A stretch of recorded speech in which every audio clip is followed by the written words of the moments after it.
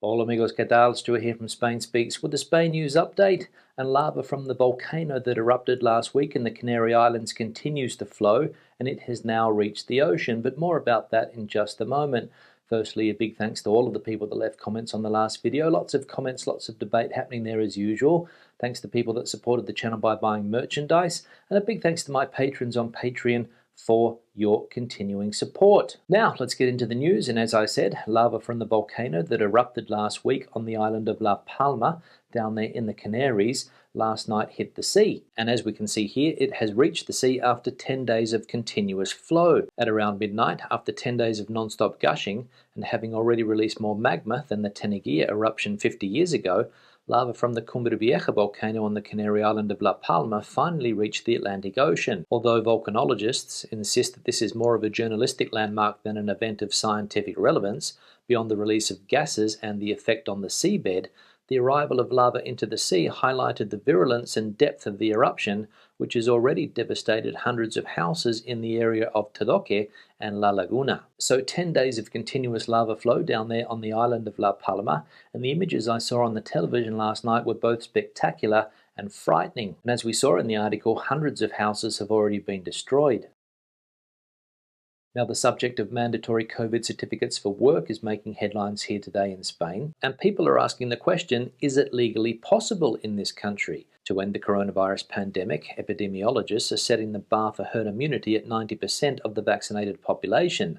The milestone seems close, but the rate of vaccination is slowing down. Would it be necessary to force the population to reach it? Would it be possible to require only health professionals to be inoculated? And, above all, would it be advisable? Legal experts say that there are legal channels to force vaccination if it is justified and proportional and necessary, and if it is backed by the courts. The president of the CERTE business lobby, Antonio Garamendi, even proposed this Sunday to include the measure in workers' agreements during an interview in the newspaper El Mundo.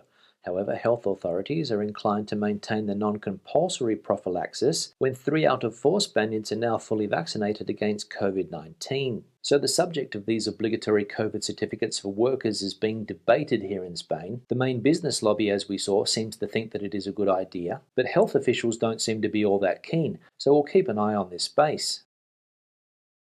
Now, yesterday, various political parties on the left side of politics here in Spain again started the debate on the legalization of cannabis. As we can see here, Podemos, ERTE and Más País opened the debate on cannabis legalization in Congress. The debate on the use of cannabis in Spain reaches the Spanish Congress of Deputies. ERTE and Más País have already registered 2 bills, and Unidas Podemos is finalizing its own. With different nuances, they all have the same objective: to regulate its medicinal and recreational use, production and sale in order to put an end to the black market mafias that move millions of euros. These parties call for an end to the hypocrisy surrounding the issue in order to tackle it seriously. It's a generalized fact, said Inigo Errejón. The problem exists and it's not going to disappear, assures Gabriel Rufián. We have to break the taboo, says Edmundo Bal of Ciudadanos, who has shown himself in favour of supporting the process of the initiatives. So again, the debate on the regularization of cannabis in this country is on the table. 3 political parties, as we saw, putting forward initiatives to the parliament. And one of the main objectives, as we saw, is to put an end to the huge black market and to the mafias that control this black market and the millions of euros that they make, and try to put this money into the general system. And for once, I tend to agree with the politician there who said that this is a problem that exists and it's not going to go away soon. So good to see that the debate is again on the table, in my opinion. Now, the Spanish government's furlough scheme that began as a result of the coronavirus pandemic back in 2020 has been extended, and it will now continue until the 28th of February 2022. The Minister for Inclusion, Social Security and Migration, José Luis Escrivá, stressed at the press conference following the Council of Ministers that this is the 6th Royal Decree law reached between the government and the social partners on ERTE since the beginning of the pandemic. Escrivá put the cost in terms of Social Security of extending the ERTEs and benefits for the self-employed between October of this year and February 2022 at around 1.2 billion euros. This amount must be added to the 21 billion euros that previous extensions have cost, as he pointed out. So furlough schemes here in Spain already costing the government some 21 billion euros, and now we have to add another 1.2 billion euros to it, as it has been extended until February 2022. So maybe legalizing marijuana and getting some of that cash into the coffers is not a bad idea after all. Now, another sign of how the coronavirus pandemic here in Spain has been put on the back burner was announced by the government yesterday, and it is that capacity limits at outdoor football stadiums is now back to 100%, and at indoor venues it is now up to 80%. The Interterritorial Council of the National Health System, made up of the Ministry of Health and the autonomous communities, unanimously approved on Wednesday the extension of the capacity limit to 100% in football stadiums as of Friday. Meanwhile, the limitation will be 80% in closed stadiums. Now let's have a look at a summary of the health situation in Spain, and we can see that the accumulated incidence rate for the last 14 days is now down to 62. There are still, however, 2,830 COVID patients hospitalised around the country, and there are still 771 COVID patients in ICU. Now, we saw the other day that the Madrid Premier, Isabel Díaz Ayuso, is currently in the United States trying to woo investors, but investors are surprised that Spain has such a rigid fiscal policy. The president of the Community of Madrid, Isabel Díaz Ayuso, has travelled to the United States, 2 days in New York and 3 in Washington, where she is holding meetings with people who want to invest in Madrid. They want to bring projects to Madrid and employment. They want to bring prosperity. They want to trust us, and what they need to know is the standard of living, the public services we have, the fiscal policy, to decide whether they will finally bring their assets here, said Díaz Ayuso in an interview on Telemadrid. Many of the projects we have ahead of us have aroused great interest, but they have asked us about tax policy. She clarifies that they have seen Madrid as the community with the lowest taxes. They have also looked at public services such as health, education and transport. So there we go. Ms. Díaz Ayuso very upbeat about those US investors investing their money in Madrid because they want to bring us jobs and prosperity. But it seems they're a little worried about the Sanchez government's current tax policy, and rightly so. Now, the United Kingdom is making headlines in Spain today, and according to the newspaper El Mundo, the shortages there are human too. The UK seeks 2 million workers.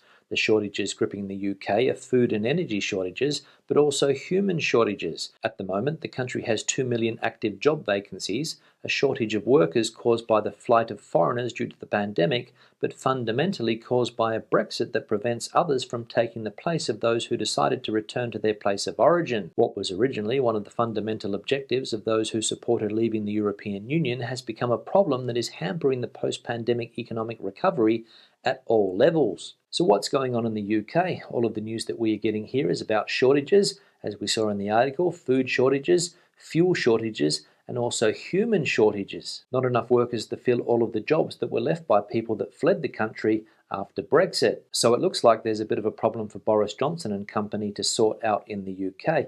Now let's have a look at some of the comments from previous videos. One here from Desert Preacher. Where are politicians popular? In Cuba? In North Korea maybe? Yeah, Desert Preacher, thanks for the comment, and obviously referring to something that we saw the other day, that Spanish politicians are not very popular abroad, and somebody said that they are not very popular here either. And are there any places in the world where politicians are popular at the moment? Cuba maybe, North Korea maybe, and also Western Australia. One here from Francis, really enjoying these videos, currently learning Spanish, so immersing myself in all things Spain, and these help. Yeah, Francis, thanks for the comment, and good to see that you are enjoying the videos and that you find them helpful for learning more about this country. That's the objective, to help people know a little bit more about Spain, and it's definitely a good idea if you are learning Spanish to immerse yourself in Spanish culture. So keep up the Spanish learning y dentro de poco hablarás como un nativo. One here from Ellie, someone fluffy and cute on the sofa caught my eye. Ellie, thanks for the comment, and that little furry dog there on the sofa has been catching a lot of people's attention lately. A lot of people leaving comments on the new addition to my set. And I'll take this moment to give a quick Mia update. She's now been with us for about a week and a half,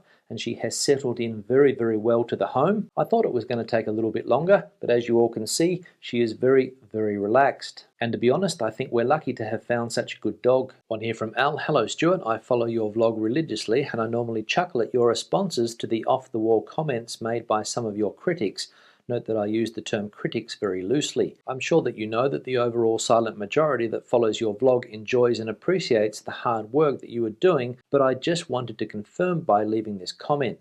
Cheers! Yael, thanks for the comment, and good to see that you also enjoy the videos and appreciate the hard work that goes into them. And thanks for showing your support and leaving such positive words. And I've got a fair idea that the majority of people that watch these videos enjoy them. I can see that in the likes to dislikes ratio. But unfortunately, sometimes when you read the comment section, you think that the majority of people that watch these videos are haters. But that's social media for you, unfortunately. But I'll take the opportunity to give a big shout out to the silent majority, like yourself, who watch the videos on a regular basis. One here from Rob. Well, I suppose we should be grateful that by speaking at communist rallies, Iglesias is finally showing his true colours, and all those people that defended him for all those years as not a communist can finally eat their words. Yeah, Rob, thanks for the comment, and obviously referring to the fact that Pablo Iglesias attended a communist rally the other day here in Rivas Pacia, Madrid. I think it was his first public appearance since he left politics earlier in the year after he was heavily defeated in the Madrid elections. And I think Mr. Iglesias is one of those typical cases where for non-communists he is a communist, but for true communists he is not. Similar to a child that grows up in a foreign country with immigrant parents and struggles to find their identity. He wants to be accepted as a communist, but they now see him as an outsider. And finally, one here from Lucius. Seems like reason for optimism in Spain and no fuel or food shortages likely. Yeah, Lucius, thanks for the comment, and obviously referring to the fact that Spain is now starting to move forward, putting the coronavirus pandemic behind us and trying to get on with living our lives as normally as possible with what they call the new normal. That's the message that now seems to be coming from health experts here in Spain, and let's see if it is indeed the case as winter approaches. And you're right, no food or fuel shortages here in Spain for the time being, so that's positive. On that note, I'll wrap the video up. Questions and comments, please leave them in the section below. Debate the situation out as you normally do. Give the video a thumbs up if you liked it, thumbs down if you didn't. We'll see you in the next one. Hasta luego.